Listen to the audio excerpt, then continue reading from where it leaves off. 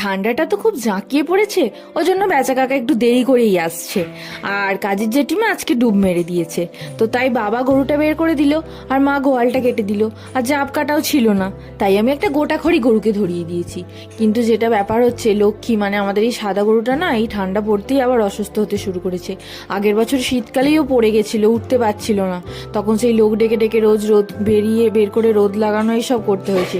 ওই জন্য বেচা কাকা এবারে বলেছে তুমি গরু বিক্রি করে দাও, কিন্তু মনু কিছুতেই গরু বিক্রি করবে না। মনু বলেছে না, ও শেষ বয়স হয়ে গেছে, ওকে আর আমি কেটে খেতে দেবো না, ও যতদিন থাকবে ও আমাদের বাড়িতেই থাকবে। এই নিয়ে এখন আমাদের বাড়িতে চলছে তুমুল অশান্তি। যাই হোক, একটু বেলার দিকে আমরা বেরিয়েছিলাম, মায়ের ওই আজকে ফাইনাল ডক্টর দেখানোর ছিল। আজকের ভিডিওটা আমি এখানেই কমপ্লিট করলাম। আপনারা প্রত্যেকে ভালো থাকবেন, সুস্থ থাকবেন, আর হ্যাঁ, চ্যানেলটা অবশ্যই লাইক, শেয়ার অ্যান্ড সাবস্ক্রাইব করে পাশে থাকবেন।